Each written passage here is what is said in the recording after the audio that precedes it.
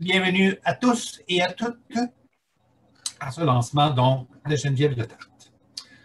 Geneviève Letarte, poète, romancière et artiste multidisciplinaire, a déjà publié 2 livres aux Écrits des Forges. Tout bat très fort en 2004 et l'année d'après en 2014. Mais ailleurs, son nouveau recueil de poésie, nous propose une sorte de journal intime et public, à la fois illustration d'une vie d'écrivaine et portrait d'époque du Québec des 40 dernières années. Il est en même temps profondément ancré dans le quotidien et oniriquement inspiré par la culture, sorte de fil conducteur liant les poèmes. Il y est donc question de cinéma, de musique, d'art visuel, d'écriture, de poésie, tout autant que de météo, de yoga, de voyage, d'amour, de nostalgie, d'âges et d'époques, aussi de sororité, notamment avec des écrivaines amies ou aimées. Voici un recueil amplement fait de textures d'ici, mais tissé aussi de multiples ailleurs, comme nous l'indique le titre. Ailleurs au plan géographique, nous invitant à voyager du Québec à la Californie, en passant par l'Arménie, mais également ailleurs intérieurs, poussant toujours plus loin au creux du soi, en perpétuelle recherche, en constante mouvance.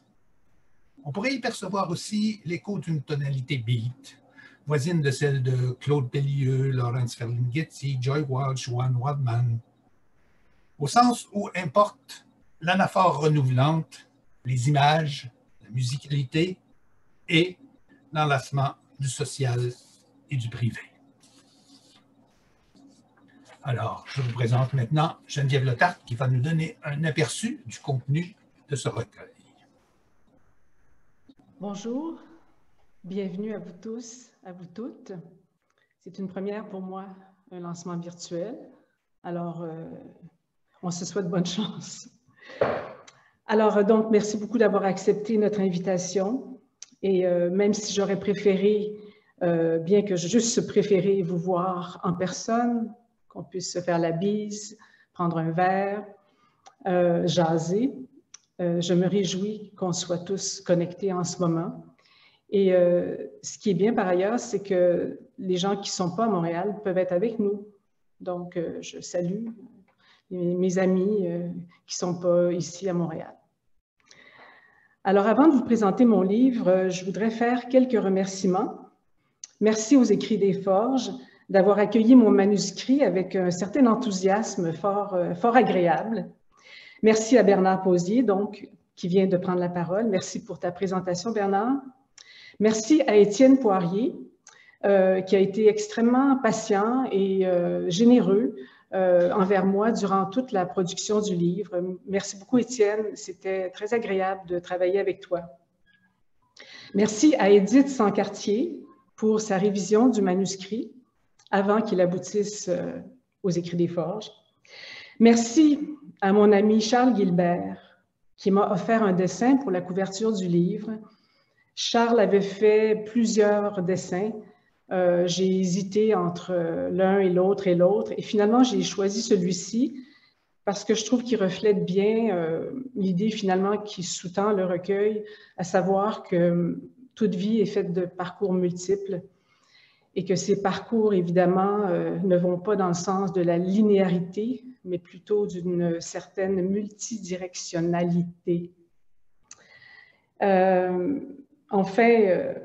last but not least, merci à Fortner Anderson, mon compagnon, également poète, pour sa lecture du manuscrit, ses commentaires pertinents toujours, et bien sûr pour son soutien plus général, global, constant. Et j'en profite aussi pour saluer Paul Litterland et Karen Trask, qui sont les propriétaires de la galerie Produit Rien, où nous nous trouvons cet après-midi. C'est un endroit très sympathique et j'espère que vous aurez l'occasion de le découvrir quand nous pourrons enfin circuler normalement dans la ville. Alors voilà, Mes ailleurs donc est mon troisième titre aux Écrits des Forges. Le dernier, qui s'intitule « L'année d'après », était composé de très courts poèmes, presque des haïkus en fait, qui tournaient tous autour du thème de la perte et du souvenir. Un peu un livre de deuil, si je puis dire.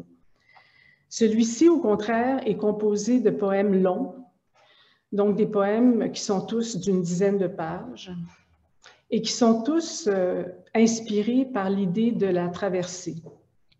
Donc, qui dit traversée, dit se déplacer d'un point à un autre avec tout ce qu'on peut rencontrer entre ces deux points. Au début, je pensais faire un livre de recueil de poèmes de voyage parce que j'ai pu me promener un peu ces dernières années, puis j'avais envie de revenir sur les lieux que j'ai aimés, qui m'ont parlé, qui m'ont touché. Et puis finalement, le projet s'est élargi un peu vers la notion plus vaste de voyage.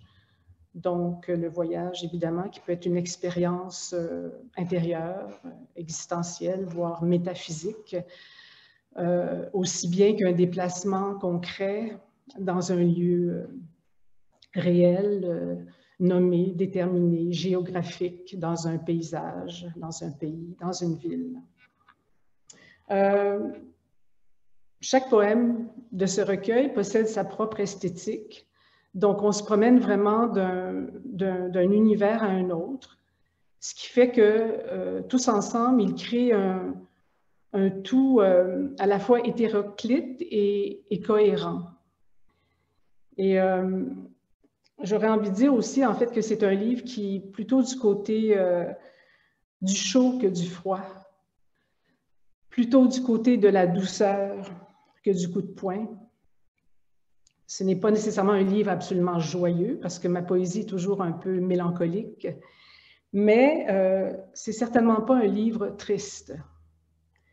Donc, on y découvre différentes tonalités. Certains textes sont plus narratifs, d'autres sont plus lyriques, d'autres sont plus abstraits, d'autres sont plus ancrés dans la concrétude des choses quotidiennes.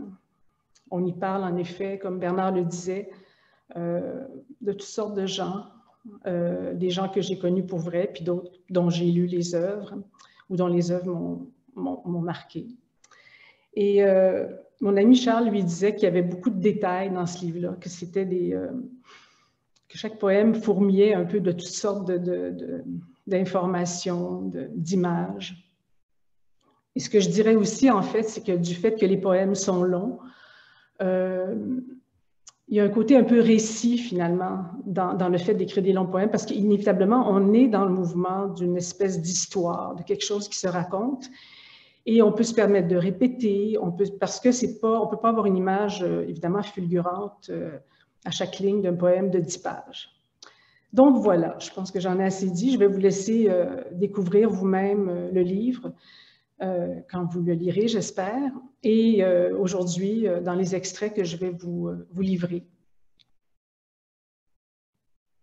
Le temps a filé dans les eaux troubles du pays, et nous voilà désarçonnés dans la tempête, avec le cliquetis des sous qui dégringolent, la détonation d'un avion en plein vol. On ne sait plus dans quelle histoire s'aventurer. La distance vicieuse pose ses jalons, éloigne le poids de tes mains. Nous nous sommes tant aimés, dans ces soirées accrochées aux fenêtres, nos ombres allumées pour la cérémonie. Aujourd'hui, j'ai le cœur qui palpite contre l'hiver et ses traverses d'amitié désertées. J'ai mal à ma mémoire et ça sent le bitume autour de mon lit. Ardents compagnons, nous voilà loin des loges enfumées où l'on s'agenouillait avant le décollage. Mains frottées sur les guitares, nous avons rejoint le prisonnier et la fille aux doigts engourdis. Superbes ignorés dans nos voix écarlates et nos rues dorées, nous étions les caleurs de la chanson du loup. Aujourd'hui, le cœur sur l'oreiller. J'ai mal à ceux qui se sont écartés. Je cherche l'élan de ma voix dans une avalanche d'extrasystole. Marchant pieds nus sur un tapis d'assiettes cassées, je m'exerce à voir dans le noir. Le temps a filé dans le chenal du pays non advenu. Forêts brûlées, rivières asséchées. Le ciel nous a parlé de nos vouloirs insatiables. Et nous voilà, en rade, sentinelles ébahis au milieu de nulle part. Nos prières déposées sur le sol comme des armes inutiles. Comment entendre ce qui se murmure? Comment dire ce qui se désire dans les bois du printemps?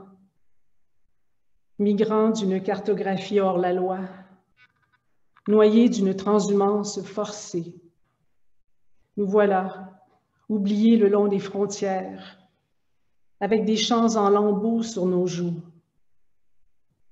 Je ne sais pas si je crains ou espère ce qui viendra demain.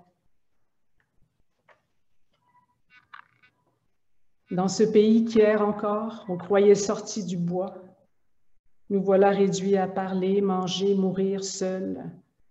Sous la menace des briseurs de rêves, nous pleurons dans le noir, héritiers d'une langue invraisemblable de séries télévisées. Nous voilà loin des scènes minuscules où l'on se propulsait au meilleur de nous-mêmes, à peine givrés, certainement amoureux. J'entends teinter nos musiques minimalistes, nos poèmes scandés dans un micro sacrificiel.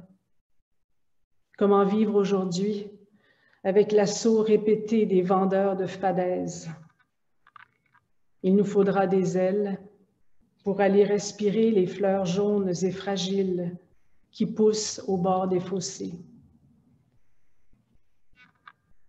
Et le temps qui filait en eau trouble s'est figé, en images saturées sur nos écrans. Et nous voyageons immobiles, de rizières scintillantes en marécages boueux, avec les tigres et les éléphants. En cette ère d'étreinte dématérialisée, je pense à vous, compagnons des parcours en zigzag. Penché à ma lucarne bleutée, je récolte des psaumes pour le pays fatigué.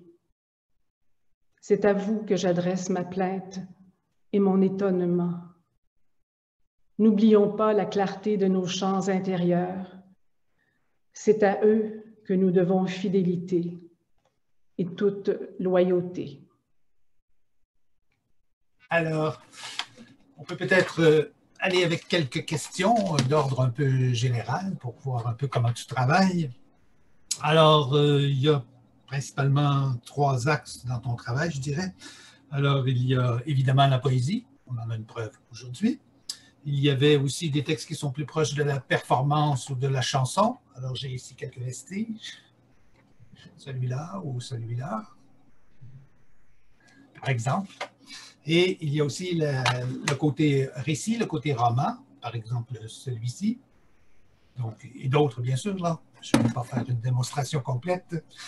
Alors, je voulais voir un peu comment, avec toi, ces 3 axes-là s'articulent, c'est-à-dire comment ça peut se passer l'impulsion première. Tu as une idée et tu te dis, est-ce que je vais faire un récit, est-ce que je vais faire un poème, est-ce que je vais faire une chanson, ou si ça s'impose. Alors, comment ça s'articule, ces 3 trucs-là? Évidemment, le récit, c'est un projet, c'est toujours un projet à plus long terme et qui prend plus d'ampleur.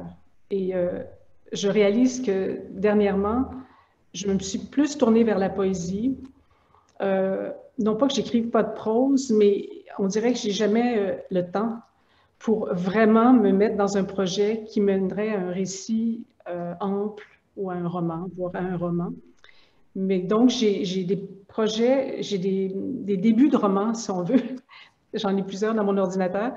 Et j'espère, là, maintenant que mon recueil est terminé, de me lancer dans un projet où il y aurait beaucoup plus la notion de personnage et de narrativité. La poésie est toujours là, en ce qui me concerne. C'est quelque chose qui est comme presque naturel, en fait, pour moi. Et j'écris beaucoup dans des carnets quand je voyage ou même chez moi. Il y a toujours des petits bouts qui sont de la poésie. Donc, souvent, ces petits fragments-là de poésie, je les prends comme point de départ pour travailler des poèmes. Pour ce qui est de ce livre-là, j'ai fait un séjour à Bruxelles pendant 2 mois où j'ai écrit un genre de carnet de voyage qui est ponctué de poèmes où je parle de la ville de Bruxelles et tout ça.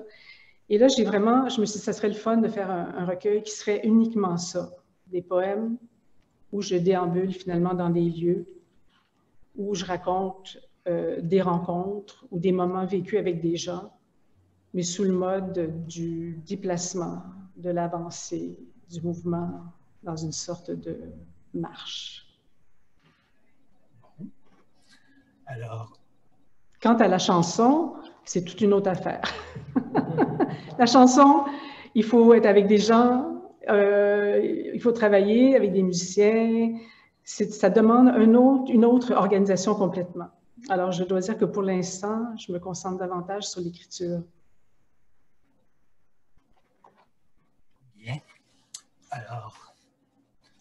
Alors, est-ce que tu dirais à partir de là que l'importance de la musicalité ou de la rythmique est aussi importante dans ta prose que dans ta poésie ou tes autres textes? Absolument. Absolument. De toute façon, moi, je suis un peu une obsédée de dire les textes à voix haute, puis je suis un peu une obsédée aussi de parler en marchant. Donc, il y a toujours quelque chose qui est scandé dans mon travail, même dans mes récits, dans mes romans. Il y a toujours quelque chose de l'oralité et de la physicalité d'une certaine façon. Oui, du rythme. Alors, on a parlé aussi de l'intime et du social. Alors, est-ce que tu crois qu'il y a un rôle social à la poésie? Et est-ce que tu vois que la relation intime, c'est à la fois un dévoilement et un partage avec les lecteurs? Oui, bien, c'est-à-dire que je pense que pour moi, en tout cas, l'un est intéressant qu'en rapport avec l'autre. Et dire que quelqu'un est un artiste de l'intime, moi, personnellement, j'aime pas trop ça parce que c'est comme si l'intime, c'était à l'intérieur de soi, puis c'était bien connecté du monde, alors qu'on sait très bien que ça fonctionne pas comme ça. Quant à la poésie sociale, ben oui, mais inévitablement, il y a une subjectivité de la part de l'auteur. Donc, moi, ce qui m'intéresse vraiment, c'est la croisée, c'est le moment où ça se touche de manière parfois presque à peine perceptible, mais c'est ce qui m'intéresse, c'est le point de contact finalement entre le je et le nous, comme je le dis dans un des poèmes, entre la grande et la petite histoire, entre la rue et l'atelier. Oui. OK. Alors, comme dernière question, avant que tu reviennes à la lecture, je te demanderais quelle est, selon toi, actuellement, la place et le rôle de la poésie au Québec? Je pense qu'elle est super importante. Et quelqu'un me disait l'autre fois qu'en fait, en ce moment, la poésie reprend un peu l'avant-plan dans le monde littéraire. Bon, on sait qu'au Québec, il y a une tradition poétique extrêmement importante depuis très longtemps, mais on sait, entre autres, au moment de la Révolution tranquille et tout ça. Donc, la poésie au Québec est extrêmement présente dans la culture, que ce soit celle qu'on lise dans les livres ou celle qui est dite dans les événements de poésie. C'est une tradition québécoise. Mais je pense qu'en ce moment, ça revient. Pourquoi, je ne peux pas vraiment le dire, mais j'ai l'impression que les gens ont besoin d'aller toucher à quelque chose de vital, de ne pas faire 40 000 détours pour accéder à leurs propres émotions, pour pouvoir trouver des liens avec leur propre histoire. Et puis, j'ai vu l'autre fois le documentaire sur Joséphine Bacon, et puis je trouve que c'est quelqu'un en ce moment, bien évidemment, c'est pas original que je dise ça, là, parce que tout le monde en ce moment parle beaucoup de Joséphine Bacon, mais je trouve qu'elle elle tient bien le feu de la poésie en ce moment. Je trouve que c'est une belle et bonne ambassadrice du rôle de la poésie dans le monde dans lequel on vit. On a besoin de cette chaleur-là. On a besoin de cette humanité-là. Et oui, je pense que la poésie est très vivante, vibrante et excellente. Au Québec, il y en a beaucoup, puis de toutes sortes, en fait. Ça, je trouve ça bien aussi. Je pense qu'il y a toutes sortes de courants, puis les gens se permettent de faire des choses comme les choses comme ils les sentent. On n'est pas seulement dans une tradition formelle, par exemple. Alors, pour partager cette chaleur, on va t'écouter à nouveau dans une autre séquence de lecture. Alors, je vais vous lire un extrait du deuxième poème, un poème beaucoup plus prosaïque, comme vous allez le voir. C'est presque une histoire, en fait, qui s'intitule « Une fille qui rêve ». Assise sur le plancher, je rêve à ma vie. J'ai 15 ans, gardienne d'enfants. Ma tante est au cinéma avec son amant juif. Les rumeurs de violence éclatent à la télévision. Et moi, j'exulte en compagnie des livres sur les rayons. Nazim Hikmet, Things I Didn't Know I Loved. Lettre de prison de Rosa Luxembourg. Dans la chambre atelier de la rue Lajoie, je pense à Rosa, en prison avec son chat. À 15 ans, je suis une fille au sein prometteur. Ma vie est un film qui court à travers champs. Mon cœur, ni de bois ni de verre, est un tabernacle ancien où l'on chante. Rythmé et chevelu, je fais tourner des disques pour moi toute seule.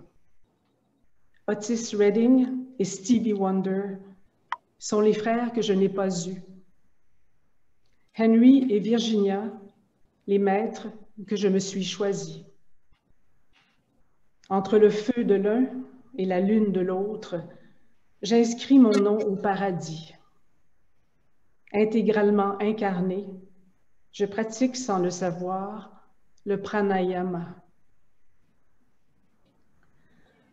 Assise sur le plancher, je rêve à l'enfant que j'élèverai seul devant une fenêtre calme. Son regard qui portera loin. J'ai 15 ans, c'est le mois d'octobre. Nous devons maintenant interrompre le bulletin télévisé. Je ne sais que penser, mais je suis excitée. Moi aussi, je veux la révolution. Assise sur le plancher, je rêve à ma vie et à la poésie. Les amis s'assoiront en cercle dans le salon. Pas d'homme pour m'empêcher d'en aimer plusieurs. Je danserai librement. C'est écrit dans les cartes d'un tarot qui ne ment pas.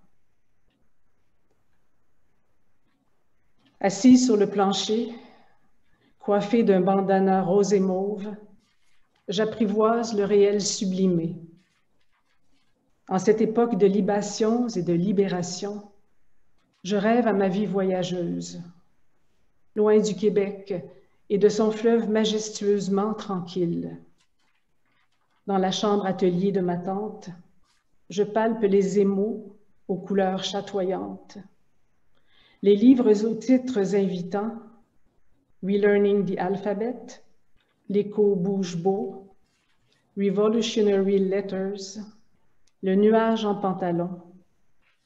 Tous me disent de penser l'existence comme un choc perpétuel entre le je et le nous, la grande et la petite histoire. Assise sur le plancher, entre l'horloge et la télé, j'entends la voix sépulcrale de Gaëtan Montreuil. Une société libre est purgée à jamais de sa clique de requins voraces. Je ne sais pas encore que la pression sur mon plexus se nomme anxiété, qu'il y a un prix à payer pour la découverte de soi. Comme un mantra, je répète les mots qui saoulent et qui affirment. Il y a de par le monde une promesse encore pucelle qui vient à moi. Jusqu'à m'en tordre le cœur, je tente d'apercevoir l'horizon de mes rêves, les possibilités d'une fille prête à exploser, comme les bombes, des rebelles qui font les manchettes.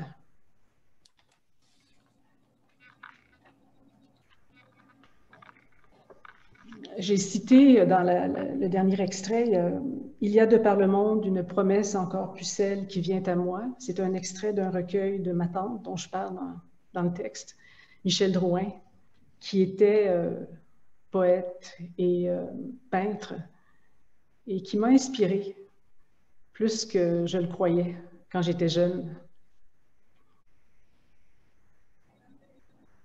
Que ta vie entre ciel et terre prenne sa forme pleine, que tes éclats restent purs, que tes courbes s'approfondissent, que la montagne en toi se lève à l'est, que ta grotte intérieure s'illumine, que la catapulte des heures soit bienveillante, que les voleurs de temps soient évincés, que le voyage n'aboutisse pas dans une trappe à fourmis, que brillent les sédiments qui t'ont formé à ton insu, que la clandestine donne vie à bord du bateau, que la mer de substitution soit respectée, qu'un air de samba t'accompagne au Japon, que la déesse forge sa propre légende, que la table de travail appelle à la révolution, que l'enfant de ta sœur soit aussi le tien, que les chemins de glace mènent au paradis, que les verdeurs de la poésie ne te quittent pas, que le cobra se déploie gracieusement, que ton cœur s'ennoblisse au contact des autres, que tes forces naturelles se développent, que les anneaux de Saturne continuent de briller, que les plaisirs acidulés de la jeunesse soient permis, que le sphinx épouse sa sirène, que tu puisses aimer les parents de tes parents, que la vache vénère son pâturage, que les grelots de la fête ne trempent pas dans le sang, que le mystère te prodigue sa constance, que l'art soit un temple à ciel ouvert, que tu t'assoupisses sous un pain de Calabre, que la danse t'habite jusque dans l'immobilité, que le pigeon brille d'un gris exceptionnel, que le bébé rampant te fasse rire, que les guerres du passé se clarifient avec le temps, que la parole te manque uniquement dans l'espace, que la neige de Néligan soit éternelle, que le jeune homme traverse le miroir, que la peau des arbres te raconte leur histoire, que le corbeau soit solide sur ses pattes, que le nœud se dénoue dans ton ventre, que le chameau du désert t'invite à le rejoindre, que la poétesse te demande en mariage, que le bel Apollon ait quelque chose à te dire, qu'une branche de thym parfume tes cheveux, que ton fils et ta fille ne te soient pas étrangers, que ta colère agisse comme un feu, que le suc des fleurs nourrisse ton imagination, que l'homme s'éprenne des mots de la femme, que ta douleur fonde au soleil d'avril, que l'attente soit calme au lever du jour, que le rose du ciel apaise tes peurs, que le vieil écrivain te croise sur sa route, que les plumes du pan ne traînent pas dans la boue, que les portes de l'église s'ouvrent à tous, que la fête des morts vibre pour les vivants, que le Minotaure embrasse le soleil, que la pluie fredonne sur tes joues, que le coq ne soit pas condamné pour avoir chanté. Oui, j'ai une dernière question à te poser avant de laisser la parole au public. Alors, on a vu dans le premier texte que tu fais certaines références, on l'a vu dans d'autres textes aussi. La plupart du temps, on écrit seul, Mais finalement, la poésie n'est jamais seule. Alors, je voudrais que tu évoques un peu la place des autres écrivains. D'abord, que tu as eu comme influence, certains qui interviennent ou qui ont intervenu dans ta vie personnelle et peut-être dans tes lectures actuelles. Donc, quelle est la place des autres dans ce que tu fais?